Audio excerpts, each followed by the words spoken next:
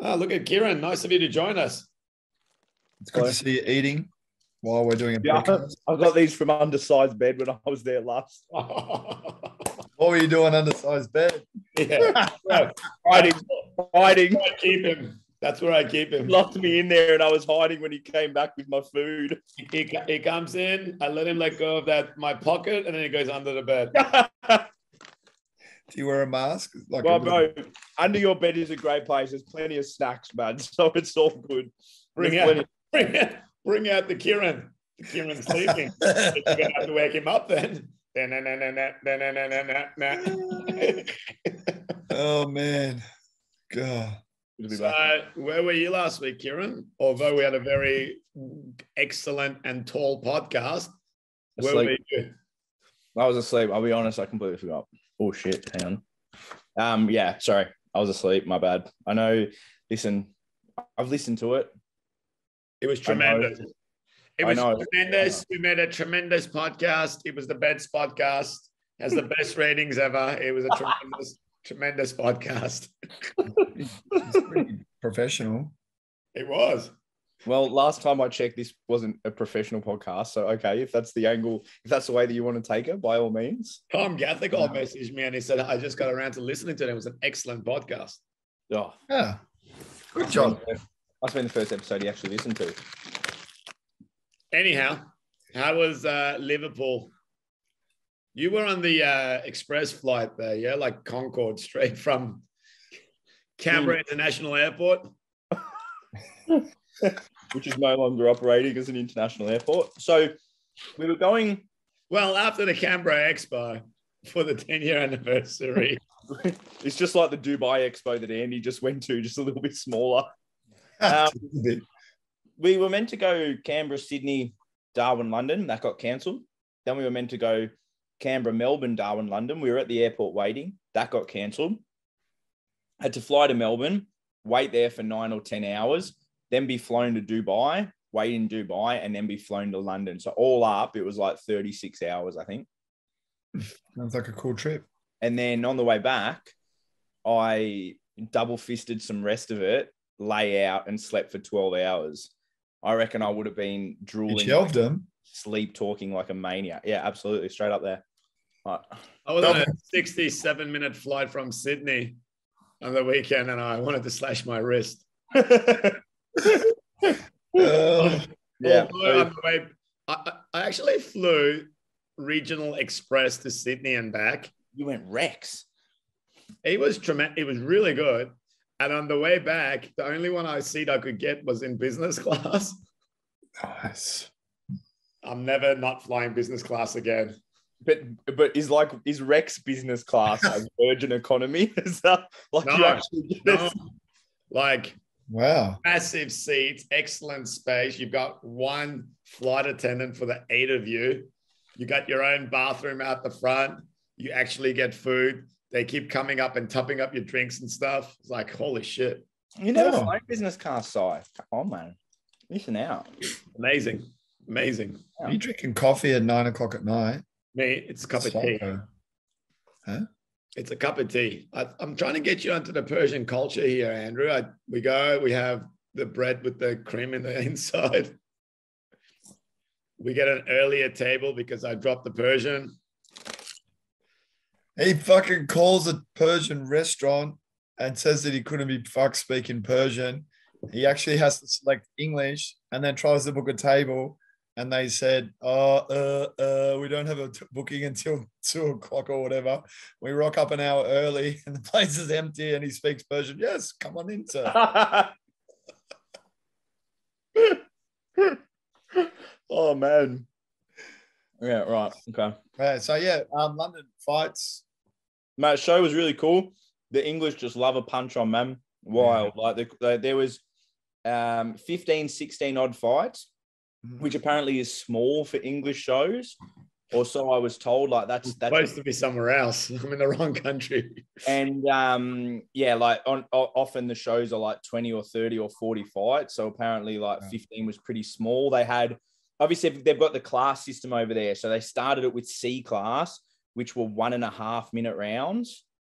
And And then I think it jumped all the way to A class. And the majority of the back half of the card, I think there was maybe 8 A class fights. Really wicked venue. Like, the crowd was wild. It was just like, yeah. Just people, like you'd imagine an English crowd to be like, they man. just wanted, like, it just like action, you know? And it's like that English style of fighting as well is like, I mean, I've watched it and you can see it stylistically in a lot of the more well-known English guys. Yeah. But all of the fights, the English guys, Thai boxers have great kicks and they do have good timing, but like, it's just about going. It's just aggression.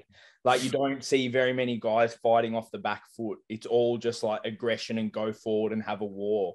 And like, most of the fights were, and the ring was fucking tiny. There was like nothing other than to stand and bang. When I saw it, I genuinely thought it was a 4x4. Oh, wow. I was like, oh man, like, the fights are in a fucking telephone box. Like, all right, yeah, in a phone booth. But no, it was wild, Matt. Andy put on a wicked show. He's a cool dude. Got to go to Bad Company, did some training there. Went and checked out Four Corners in Liverpool, another sick gym. If you follow Andy, he puts both of them up quite a bit. That was really cool. And then just tripped around England. And there was one day where it was 16 degrees and sun shining. And apparently it was the best day that they'd had in about a year. So, yeah. Is there a reason why the gym isn't from that area decides to promote in that area? Is it just easier, or for venues, or do you know? Well, as far as I know, like, Andy promotes all across like the north of England. I mean, obviously, like, it's not that. One thing I did notice when I was over there, and this was the first time that I went to the UK, but the English are so averse to traveling. For us, say, for me to drive to Sydney. I'm in the wrong country, I'm telling you. 3 hours is normal. For them, hour in a car, ridiculous. Like, to them, it was like an hour in a car is so long. Like, people don't want to travel that far. Oh. Wild. Yeah. Really? Really averse to travel. Just whinging palms, is it? 40 fight cards. 16-degree weather, not driving very far. Oh, it's just sigh all over. And a lot of people were pretty cranky there too, I found. So perfect. Man, I think, Si, you are in a former life. Imagine me with an English accent. Hey? Can you imagine me with an English accent? I was actually meant to be born in Scotland. Give us a crack. Give us a go. What English accent you got? No, don't. Go on, please. I was meant to be born in Scotland. Just a little bit. Just say, how you going, mate? Yeah, go. How's it going, mate?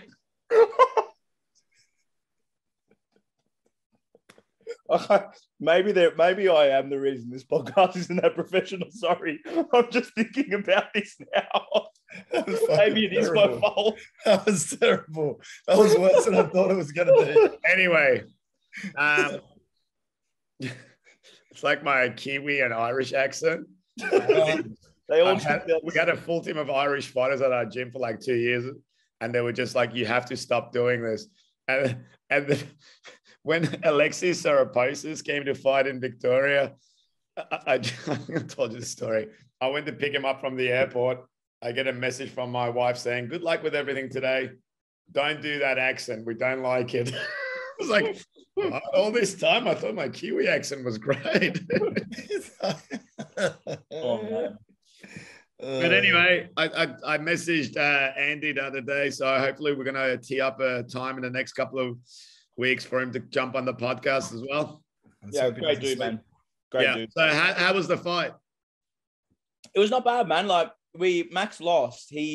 I think, look, to be quite frank, we thought we were just going to walk over that guy. And it was one of those times like where you just sort of sit and reflect and you're like, well, fuck, that didn't go to plan. It just was one of those times as a coach, you're like, fuck, like, you really think about it. You know, one of those things you really think of because, and I still do in my heart of hearts believe that Max is better than Niall. However, the reality is that he lost and Niall was better than him. And he just like wore him down a bit. Like Max got pretty gas and blah, blah, blah. And like, we can fucking use a million excuses under the sun, but the fact is he lost and that was it. And I'm glad you're not in denial of what's happened here, Kieran. Yeah, and just like didn't perform. And I mean, hey, big shout out to Sai for his video for Let me acknowledge my dad joke of denial. Yeah, no worries, man. Yep, nice one. That was Oh great. yeah, my video was excellent. It was very good. Didn't get mine then, obviously. Shout out to whoever it was that asked for video. I didn't put my video in. So yeah, that was the fight. Look, he lost. And it's a hard one, we're coming off the back of a couple big international losses. So for me, it made that plane ride twice as long on the way home. Like you wear that stuff on your sleeve, and we've lost 3 big international fights in a row now. And that's that is a tough pill to swallow. But I mean, at the end of the day, fuck, you just got to take it from it and then move on. Like we can't change the result. Just got to knuckle down. It's hard because it doesn't matter like the level. Like sometimes you have, you got 2 guys competing on one event, and you might get 2 losses in the one day, and you literally on the way home question everything about yourself. Like, what the fuck? What am I doing? And like, I think you start to question everything you've done up to that point. And it's like irrespective of the level, but I guess those 3 were on massive stages. And, like expectation wise, I think, we didn't know what to expect with the kickboxing fight for Josh. For Diandra, I think, we knew it was going to be a tough fight, but not as hard as it was. And for Max, I think we're all, based on your assessment, we're all pretty confident on what he was going to do. And then, like, oh fuck. And that was, man, and that that's like one that I can learn from as well, because for me it was like on the day of the fight, I had him in my head. I was like, man, those 2 big losses were fucked, but it's going to be all right because we're going to win this one. And then it didn't, and I was just like, you can pinpoint the exact moment his heart breaks. Yeah, I felt like that scene on The Simpsons, man, and it was just like. And it's true, you think and you think and you think, and it's just like, fuck. But no pressure on old Davey for this weekend. And we don't, and there's nothing, man. We're not then turning. I'm going to turn around, and now it's fucking Davey versus one of the best super middleweights of the past decade. Like, the one thing I'm proud of, though, regardless, it's like, it doesn't matter the result. The fact that they still competed at the level that we did and we got to perform at that level is still something that we can take away from it, because that's important. There was something that Olivier Coste put up the other day, and a lot of my guys shared it. He put it on his stories, but it was something along the lines of like, some people would love to have your worst days. And it was a picture of a really old guy sitting in like a broken down, abandoned, it looked like a building that had been bombed or something. And it was true, man. It's like, even through some of the hardest days that you have, when you use perspective, there are people out there who would love to have your shittest days. Yeah. And man, even just to get to the level, like, and you look at some guys' careers never get the opportunity to do stuff like that. So, yeah, man, I think that's and multiple times. I'm looking forward to my Thailand holiday at the end of next month. End of next month. I'm going to miss you then. What date are you going on? I think I'm going end of April. End of April, start of May. I'm only going for a short one, but I was going to go twice, but I decided not to. Yeah. Smart call. Yeah. Good boy. So Davey and Andy's show on the weekend is, man, how much has that guy slimmed down? He could make middleweight, eh? Yeah, he's still quite solid. So I think that to reach 72.5, do I think he could do it? Yeah, like, would it be conducive to performing well? I'm not so sure. Get him on the drip. Yeah, the old Victorian special. The old Rebellion special. Use code Rebellion for 10% off. So yeah, do you reckon bulking him up? I mean, I've seen you've got some weights and stuff down there, and I've seen you guys doing a little bit of S&C as well. Is that maybe see how you go after the weekend, and then maybe have a look at it? The issue with Davey is that he's stuck between 2 weight divisions. Like 74 is a great weight for him, but he's either got 72.5 or 76, right? Like the 65 category. Yeah. So it's kind of like, well, we have to figure out if he could get 72.5, which I think is going to be a bit of a stretch. But when you compare him to other guys that are 76, like Toby and Jake London, guys like this, he's a bit smaller.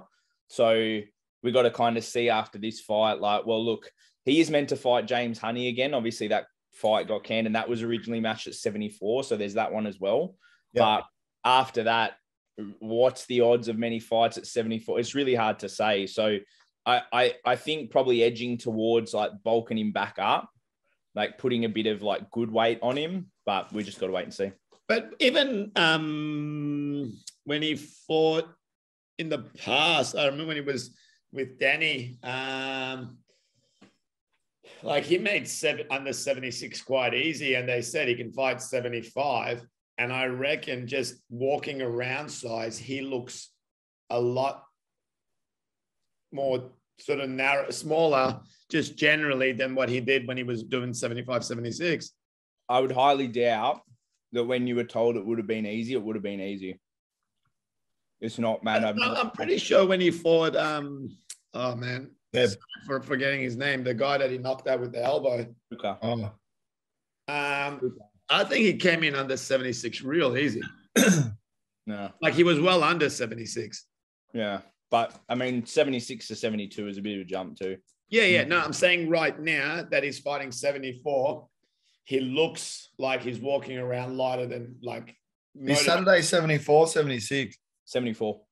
Oh, sick. Okay. 74. Oh, well, look, next week we can have the conversation about what he weighs now. Yeah. Okay. He's far out from it. Next week we can have the conversation about how his weight was managed and it went down and stuff. I think he could make 72.5. You're right, but I think whether it relates to how his performance is affected, yeah, that's a job for the fight dietitian maybe. Shout out to Jordan. Had a good video chat with him when I was in Singapore. Good dude. And then obviously Andy's show on the weekend. Siam to Sydney, 20 or 21. It's 20, but fuck, a few cancellations here and there. I don't even know. Just rounded up to 25. I just rounded it up to 20. We had an 18 on the cards, then we had a 19, and then let's call it 20. So that was a really good size card. Like as far as the flow, the amateurs and the into the pros, like it went like that, and the amateurs were done, and then the pros just bang, bang, bang, done, and dusted. It was really good to watch. It had have been, it was a 22 to 24 fight card originally. We lost over 10 of them due to COVID, and the last couple were like neither here nor there, like emergencies and stuff. But I really like that length of card. If you could make it work consistently, it would be perfect, you know. And the amount of dramas we had with this show was like, it was kind of weird. It felt smooth on the day, smoother than usual, but the prep was just real scattered. Like we had dramas with, we got like and to give you an example, my daughter's class got 24 kids in it. There's fucking 13 of them out with COVID at the moment. So like it impacted everything from the security staff to the bar staff to even the ATM guy. He, he had it, and myself, I had it a week out, so I couldn't be with the guys to help him. So big thank you to all the guys who helped out with that. But in the end, like I was really happy with the amateur card too. Like you can really get some random matches on undercards, but the quality of the undercard I was really stoked with because I actually got to watch most of it too, which is even better. But yeah, it was cool. I'm really proud of it. So the pro card, it was a good length too. We had five in the end, was it? Yeah. Yeah, 3 threes and 2 5s.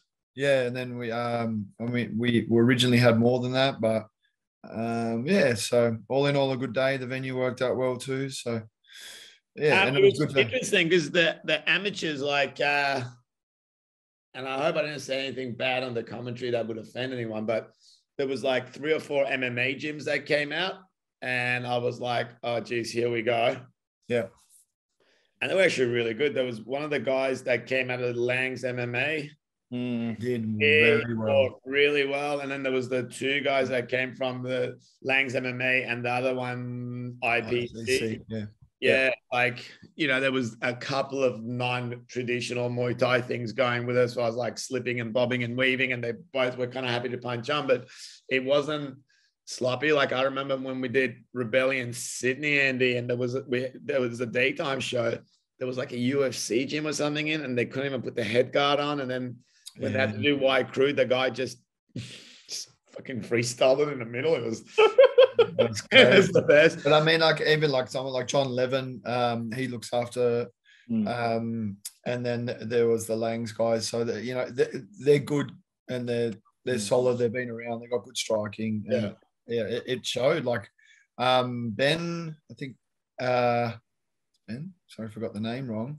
Benjamin White, who fought Lockie. Yeah, and Lockie's been around. He's had 8 or so of fights, and other boy, man, 3 fights, and he coming out of a clinch, landed a beautiful head kick, and there's nothing coming back from that. Getting an 8 count in a 3-rounder amateur fight's pretty hard to come back from anyway. But he fought the house down, and he was composed too. Like he threw that, and he didn't just go like wow, like you did. Obviously, like I didn't think he did a whole lot in the whole fight, but like he was obviously a dangerous enough guy that if you got a bit silly with him, he stopped guys with leg kicks and stuff before. And for him, to be honest, I mean, the weight cut was a bit heavy for him. I think he was trying to get down to 82 for this one. I don't think he's going to do that again. But either way, man, Ben came through with the goods. The youngsters did real good. Man, they had a cracking fight, those 2 young fellas. And I mean, it ended with a stoppage, which is always a little bit like confronting with the youngsters. But man, it was great to watch. And Kobe just, how good was it? Like, he went right after him from the beginning. Like he was going for the finish. He seemed real confident about it. And then, sorry, Kieran, but that is it Kai? Kai. Yeah, Kai. I was, man, really, really impressed by him. Like I thought Daniel would have his number, but he actually fought really smart. Yeah, he did great. He did really well. Like for a guy his height, like he managed his distance really well to land his kicks to the arms and the head, and that he landed that right elbow like I think 8 or 9 times, which I think ended up cutting Dan. Yeah, a little cut. But it was really. I think like for me as well, like with Kai, so he's had mixed. The experience showed for him versus Daniel. I felt like this show, and Daniel fights above his experience, and this was one of those ones where Daniel is probably very rarely going to be able to come up against another tall guy like that. It's not often that, and it looked like a couple of giraffes fighting. I think Kai's improved a hell of a lot in the clinch too, and they've obviously been working a lot on that, and it showed on the day. And I mean, that's the way it went. So I mean, congrats, Kai. He did a great job, and I think even for Daniel, Daniel is similar to the way that we've had experiences with Reese. I feel like, and even though those 2 boys fought last time, like they fought more experienced opponents early on in their careers and done a really good job of it. And then sometimes they'll come and have someone who's just that little bit more experience, and it kind of, you got to pull them back down again and kind of remember where they're at with that. It's just a good experience for them to crack. And I think a good one for Kai, because I feel as though he was Kai had, it's like you say, and even the boys talked about it on the Combat Shop podcast when they did the break. Yeah, I didn't agree with a lot of that, but yeah, I mean, but like I've seen Kai perform amazingly against guys like Chris Cortez at Nationals. Yeah, like I remember when Kai, much younger, beat Chris Cortez, and this was maybe like 2 years ago now. Oh, yeah, more now. It'd be like 3 or 4. Really well, and I was like, man, that's really impressive.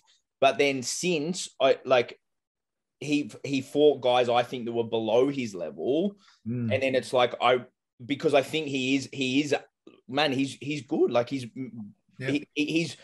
growing into, like, you're seeing him starting to learn how to use his frame and his build and his style, and I think it showed the best against Dan. Like that for me was how the most mature I've seen him, and now I would love to see him take like that step again.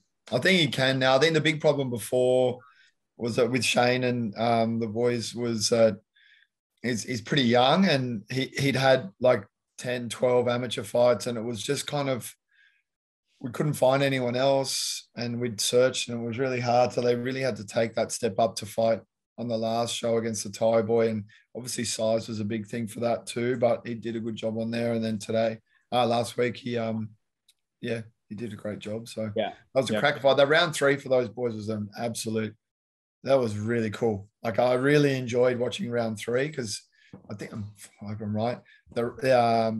Daniel was trying to come back, and it was really like just infighting. It was really cool. What about about some of the other fights on? Yeah, so we had Lyndon with Webby. Yeah, I'll talk them through just real briefly, like Lyndon and Webby, Flossie, whichever one, managed to get him over, and it was going to be really interesting, that one.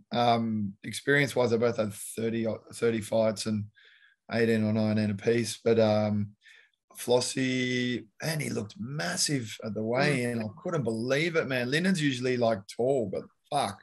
And then but he was just really open. He landed a really flush spinning elbow in the clinch. It was freaky. It looked, you couldn't even see it, but he got him good, but just walking down the middle like that with a lefty, and even Sai, I watched the replay, and even the commentary, you're like, yeah, he's just got to, I can't remember the words, be a little bit careful. And it just, next minute, just sat him down with the one, and then Lyndon come through with the finish, which is really cool. I'm happy for him.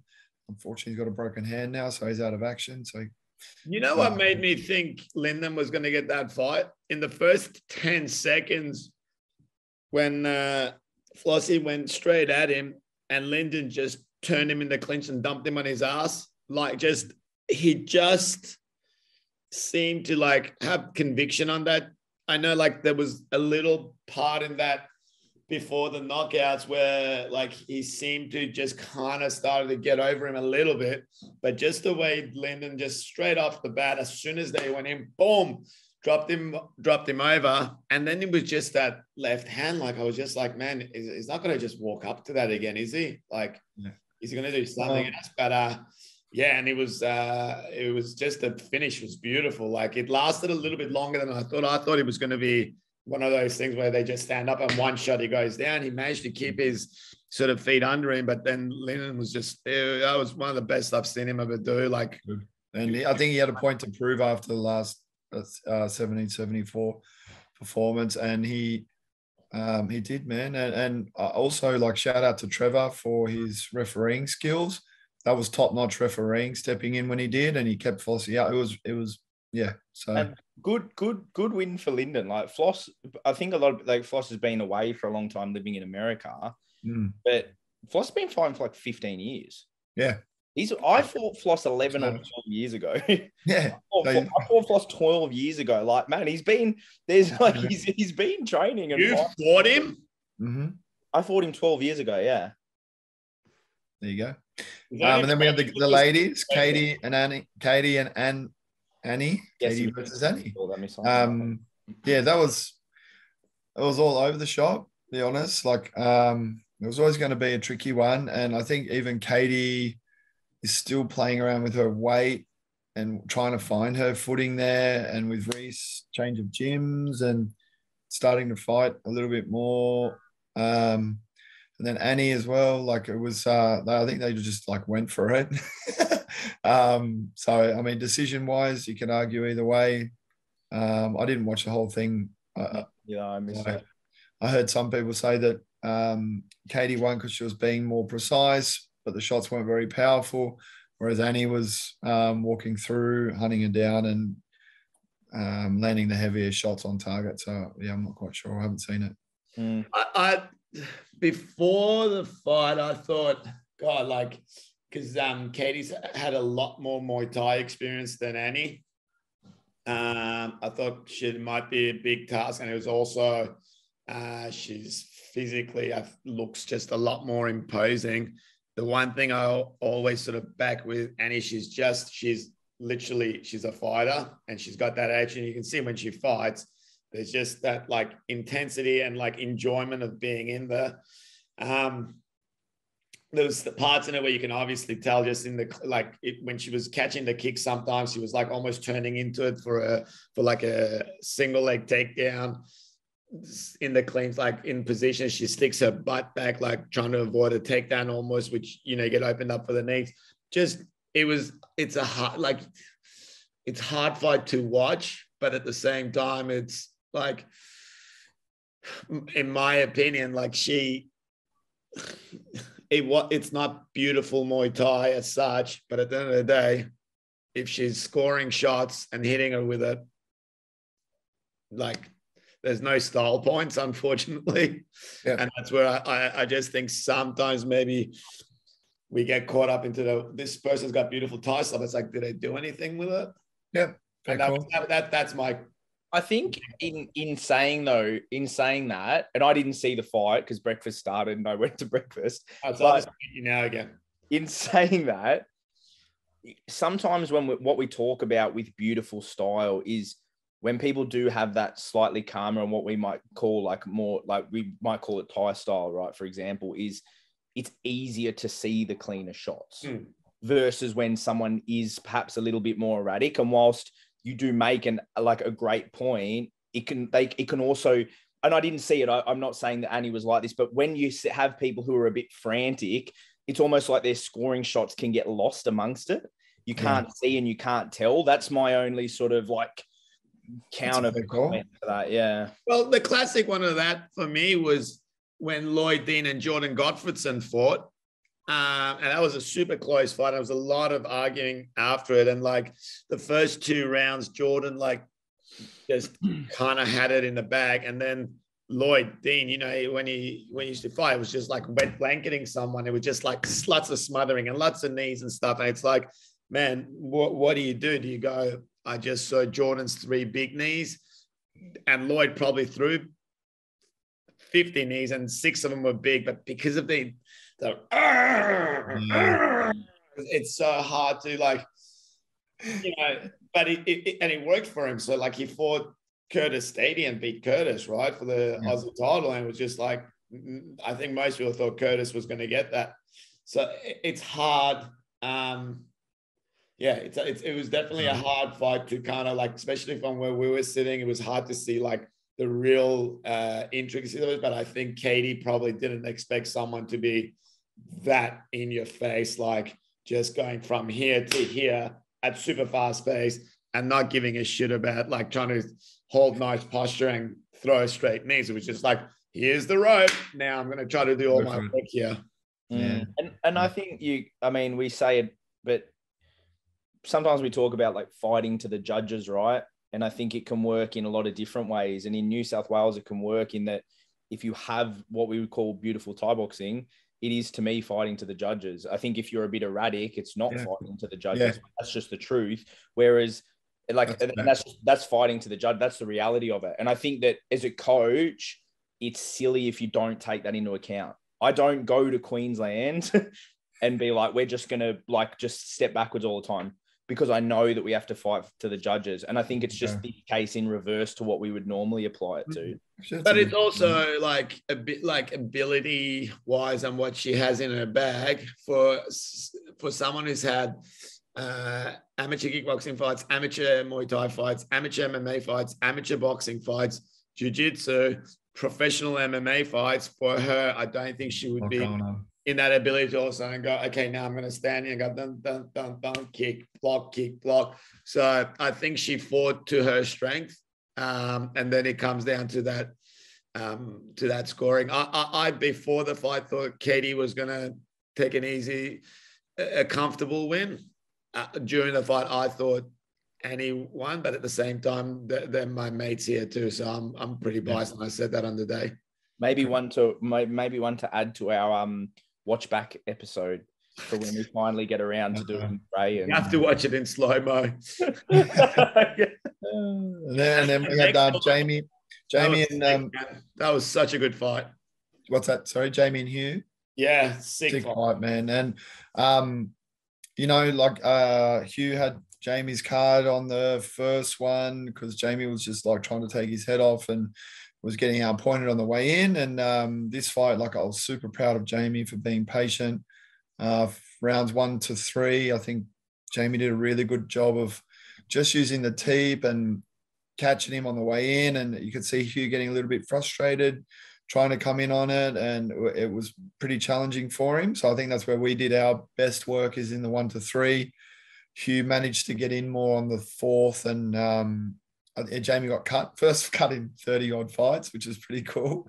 And then, by that stage, it was a little bit too little too late. But great fight to watch. It was like a real chess match, and I'm super proud of Jamie for adapting and I mean, doing what he was told and just relaxing. He can be quite, he talks about it a lot as well. He can just be quite up intense and wanting to do everything he can possibly do in a fight. And this time he really just, even just as we touched gloves before he was about to start the fight, it's the first time he's like, it's all right, man, I'll probably wake up in about 30 seconds. And I'm like, actually probably a good thing. And look how he fought. It was really cool. So he was having a hard time. Actually, when Lyndon won by KO, because they're good mates and training partners, he was trying his hardest to like not have an adrenaline dump of like emotion. He's like, Andy, I'm super excited for him, but I really just don't want to have like a adrenaline dump right now. So make sure you tell him I'm happy. So yeah, good job. And that's one apiece now. Defended the belt, which is cool. And then we moved into the big discussion point afterwards was Ibi and Tuck. And Tuck looked fucking amazing. He was in phenomenal shape. Sick, man. Right kick was landing really well. Yeah.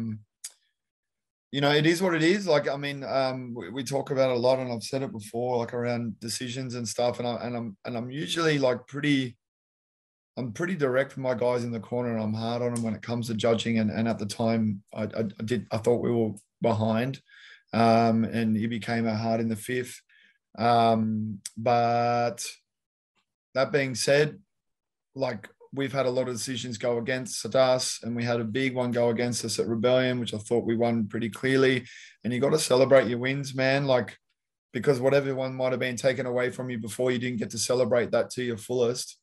You celebrate the one that you got. And I know that sounds bad, but like, I look at a girl like B, she's had 10 fights and half wins, half losses. And to be honest, like, there's only really like one of them that's like a legit loss, whereas the others, could have gone the other way. And I've had a really good chat with Lewis today about it, and he made a really good point. Like, we've lost so many times, and Kieran, you got a gym full of fighters, and you can have upwards of 100 fights in a year and get robbed 20 of them, and you expect it to cop them, but then you're going to get ones that go the other way. But I think Lewis said it best today, in that he said that unfortunately the level of judging didn't match the level of fight. And I think that's all that can be said.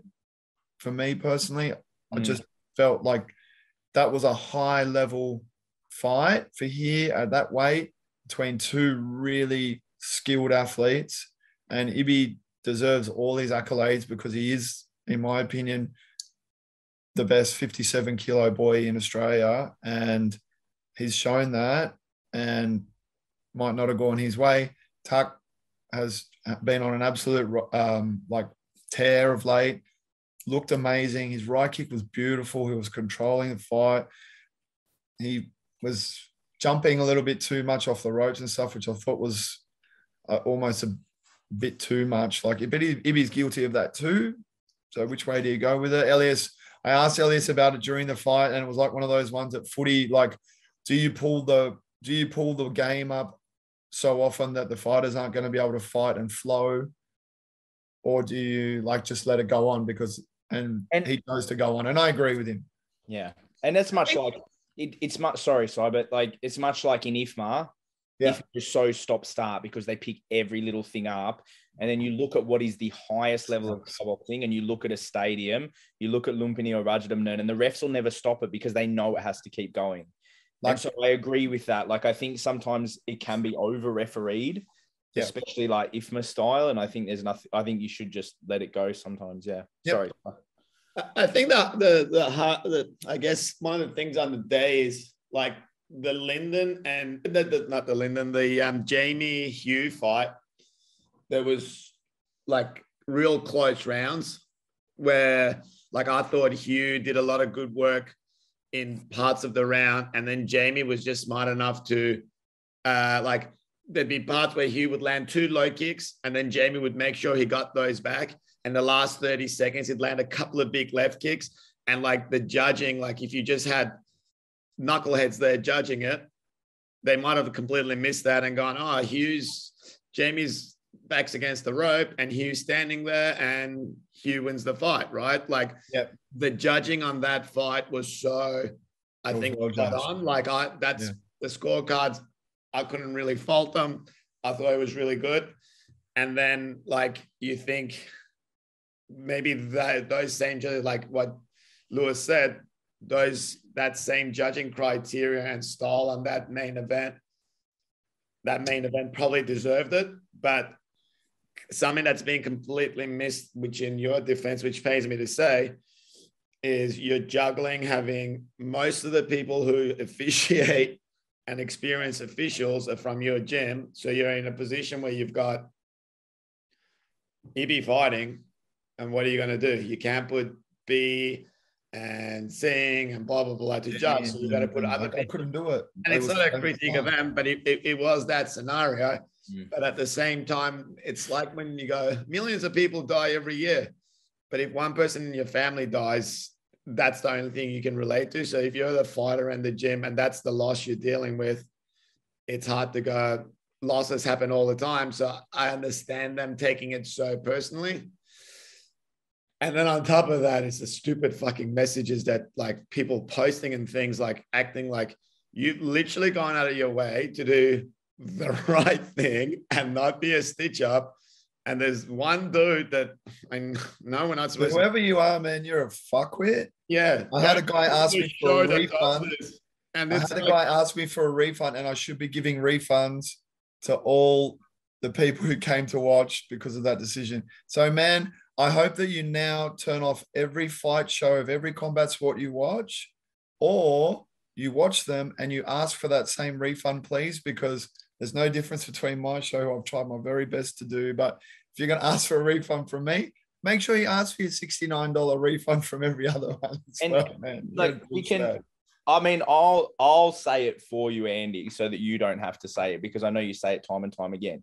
The reality is that in New South Wales, a lot of the referees and judges come from PTJ, because most of the people who have gone to the referee and judging seminars and courses and have worked through the way to become referees and judges are the ones from PTJ. If you want to change it, get people from your gym to do the courses and then train them up to be referees and judges. Like, that's the bottom line. If you, at the end of the day, it's not Andrew's fault if he only has a limited pool of people to pick from, half of which is his gym. It is statistically impossible to not have a crossover where he's going to have people fighting and there's going to be officials. And people don't know, but, and like we'll say it, is that Andrew rang me up like a week or two before the event to say, look, this is the reality. Like, you've got one of the pro guys on. These are the refs and judges that I've got available. I don't want to seem like you rang me up, right? And I know you're not going to tell people that. Well, I had to do that for the Hugh fight too. I had to do that for the Hugh fight too, man, because like I knew who my best judges were, but I wanted to make sure I got one from mine, one from his, and one in the middle. And and man, and I've said it to you. I've said, look, you come down and I'll force like 30 people from my gym to do it. Yeah. And you fucking wrap it all. And then every other gym, if you have a problem, and there are some coaches there that have been vocal recently about it, like, you are part of the problem if you're not trying to fix it as well. Great. You have to put people in. Don't fucking blab on about ruining Thai boxing or fucking nonsense like that if you're not trying to.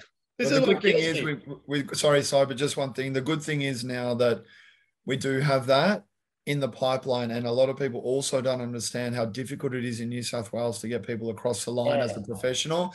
Amateurs, we can flog them all day. So, Lewis has got him. Mudsing is doing a fantastic job now too. We got a great pipeline of amateurs coming through, but to get them to the professional level, they had to have ticked the boxes on the pathway, which is do 50 fights, do X amount at this level versus that level before they get there. So I'm counting on by the end of this year, this type of thing is going to be much less of an issue because we've got, 5 ties from, not 5, but probably like 3 good ties from Lewis's gym. Mudsing and his wife are doing an amazing job. We got guys from Aram's gym coming through. Kieran, we're going to go down to yours, and we're just going to have this awesome pool of guys. And I'm really proud of our judges. And I've said it before, like, I feel like our judges, even like at an amateur level, are some of the best you'll see. Like, but once they get to the pro level and we've got a range of backgrounds, it's going to make things better. Sorry, Si. Yeah, well, you guys have the best officiating team in all the states in Australia, hands down. I fly guys out from New South Wales to do our show.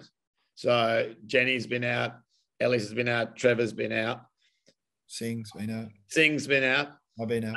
Yeah, and the thing is, there's a lot of shows that have the same officials all the time. There's boxing shows, kickboxing shows, Muay Thai shows, and if you go on it, you could almost kill the guy in the red corner, and you'll still lose the fight. And the judges, it's not even like they're necessarily consciously biased, but they sit there and they know who they score it to, and if it's remotely winnable to the favorite, they'll do it. And the promoters use the same people all the time. You, me, I spoke to Blair the other day about the officials they want to use for their show. Probably the only people I know, Paul de Macaulay asked me about who they want to get different officials up to Queensland because they don't want any issues. Hammer's brought out Elias and Trevor before. Like, we're the only people that sit there. Like, I get a fight card from the Combat Sports Board and go, I can't have this guy judging this fight. We can't have this guy reffing that fight. Other people aren't doing it. And then to say, like, this is the thing, people should have a license to post on social media. Say that. But then having, like, so where were you? Where were you for the judges course, then, Mister? Oh, I should be doing. I know, but it's like, man, do you guys remember even like 8 years ago when Muay Thai in New South Wales the officiating was like how far it's come, and to go on one fight, and I feel bad for Took. The person I really feel bad for is Evie. Like, in our opinion, I thought he had a good win against Jen that should have probably gone his way. I've spoken to people who scored it the other way, and I respect their opinion. It's in my opinion, but so he doesn't get that, and then he gets this, and then there's this shit around, and it's like, man, the kid can't catch a break. Like, as much as I give him shit, I almost feel bad for him. Yeah, but the good thing is, he's just one of those kids, and he's coming of age now, and he's one of those kids that I love him to bits, and he knows that, and I give him the most shit. Yeah, and it's because of that, and he works and he grows and he keeps going. There's things that we keep trying to get right, and this is another one of those learning ones for him. Like, changing a game plan. Like, the role was different for him. It was the first time I've seen Ibi have to be the hunter. He had to hunt, and it's like every time I've seen Ibi fight, he's sat back on the rope. He's the one hooking his elbow on the rope. He's the one kicking and dancing and running around. And all of a sudden, it's like, you got to go after this dude. And man, that guy's right kick, I was just like, awesome. It was very nice. It was very nice. And you know what, to all the young fighters out there, like, you pick your game and you pick your fight style, but there's obviously times where you're going to have to like change your game plan. Otherwise you can fucking have a hard night. And last time Ibi fought Tuck, we had to hunt him down, and he did that for 2 rounds, but then, experience showed and we lost the 3rd round. This time our game was a bit different, and obviously we probably should have tried to hunt him down from the start, man. Like, anyway, that's the way it is. That's the fight game, and we got a big show coming up this weekend as well. Hey, thanks for commentating too. So One FC's on Saturday Arvo this weekend. Yeah, and it's But like there's 3 shows. 30 hours. Yeah, It was so annoying. I'm at the gym teaching class, and I get 2 notifications on my watch. One from Timo, one from Michael Schiavello. Both of them going, jump on the plane tomorrow to Singapore Airlines. Timo needs you. Michael needs you. They're like, just come. Like, my passport got expired a year ago. I wasn't really planning on that. Okay, when my wife's like, oh, that'd be really good. You should go. I'm like, I don't have a passport. Man, there's 3 shows that split in throughout the day. Yeah. And so Roots of one, Road to Rebellion and Road to Rebellion. all in one day. So, but it's a mix. It's Muay Thai, kickboxing, submission grappling.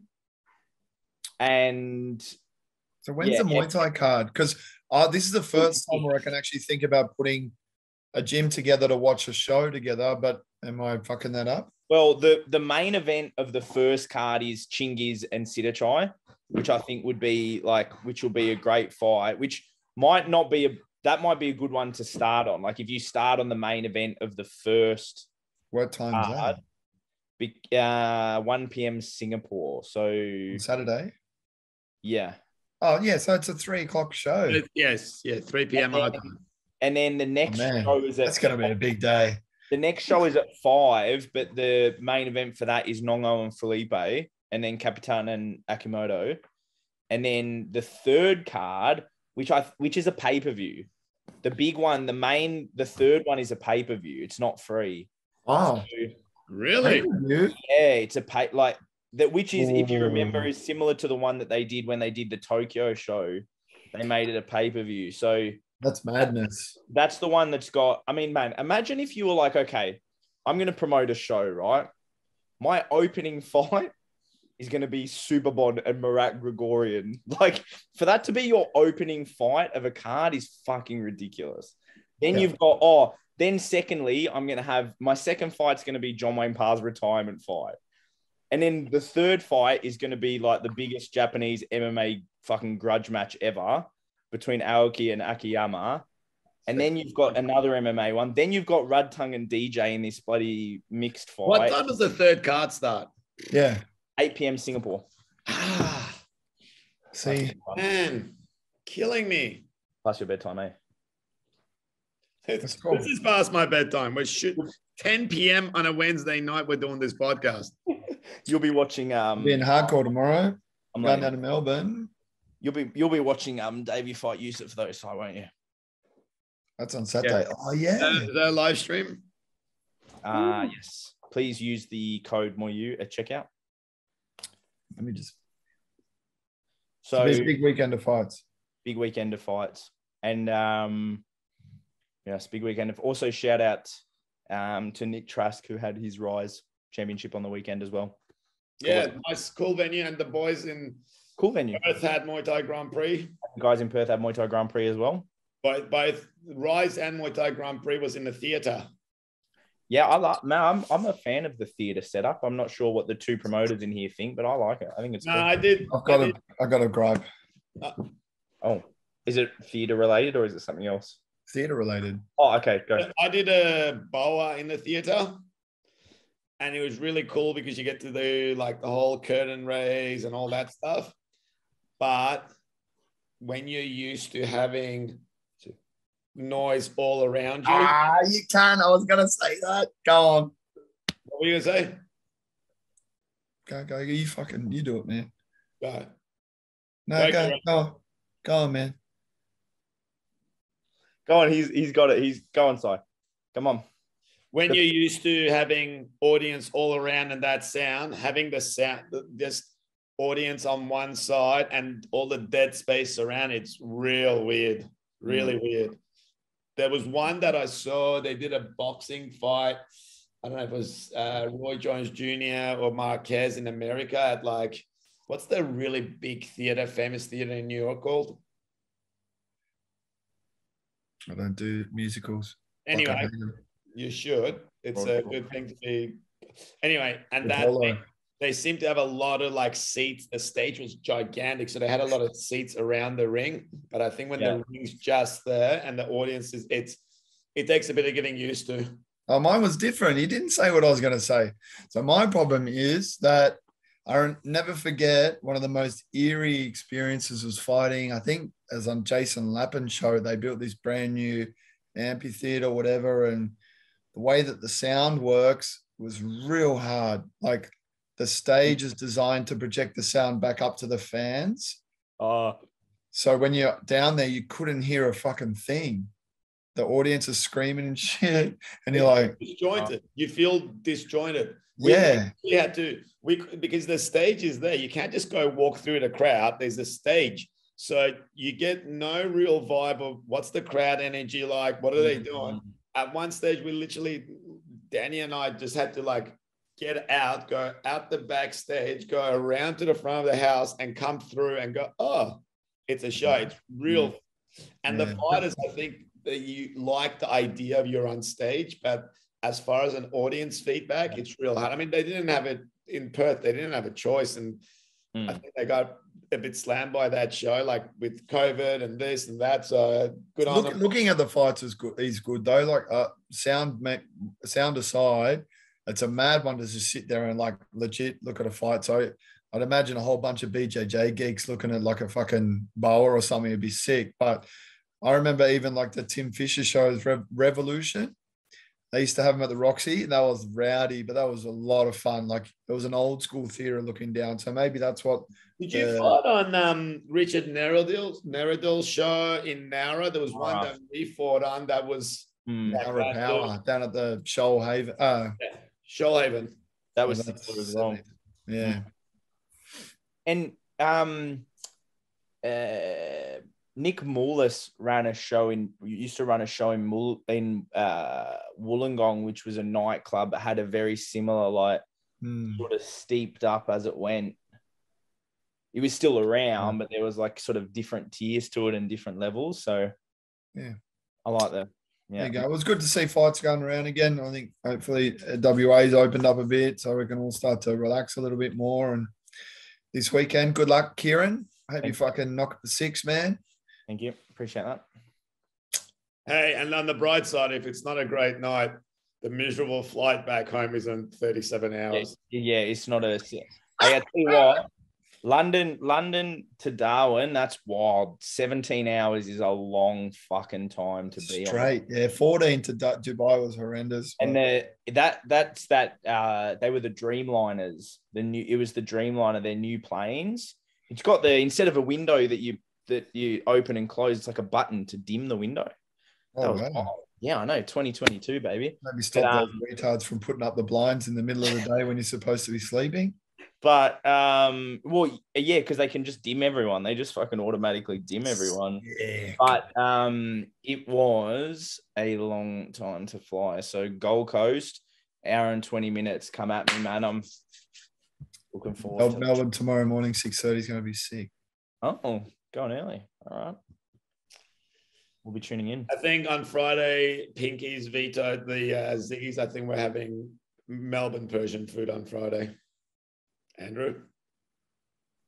We can still get Ziggies. I'm still going to go anyway. We'll come tomorrow for lunch after. Oh, no, I've got my special meeting. Ooh. Okay. Maybe you should come and sit with me during the meeting, Andrew, so I don't agree to anything I can't afford. Or probably say something inappropriate that's culturally offensive. Ni hao. So. Konnichiwa, motherfuckers. What can we do today? Just everyone, our dedication is it's 10:04 p.m. right now. So don't doubt the dedication that we have to this podcast. Apologies again for missing last week. It's good to be back. I'm looking forward to getting a message saying that I've annoyed or insulted someone, because there was about 2 weeks where I haven't received one of those messages, but I realized it coincided with not doing any podcasts. So I'm looking forward to getting one of them probably for some sort of comment I made today. And special shout out to me for taking on board any requests made about certain topics to veer off during the podcast. Shout out, Si. Good job, Si. Good job, man. And how good's my my highly appropriate background picture? Good timing, actually, man. You know, with that plane that went down, straight down, like, Oh, I saw that. That was wild, eh? yeah, that's not suspect at all. That was wild. Far out. Water, man. All right, we're done. Yeah, I think almost. Can you guys both? Sorry, I'm double parked here, waiting for you guys. I'm gonna get up at 4:30 a.m. to teach class. Sorry, go on. Okay, you guys actually do what I said to you and watch Bad Vegan on I've started watching it. I'll watch it. What in the fuck is wrong with people? It's a wild. Well, it's almost like. Hey, should we get in next week? Should we talk about? It's kind of off topic. I feel like we could relate it to Muay Thai. I don't know, but you want to get the swindler in? We see the swimmer, the male swimmer who went from being ranked 400 and something to being ranked first.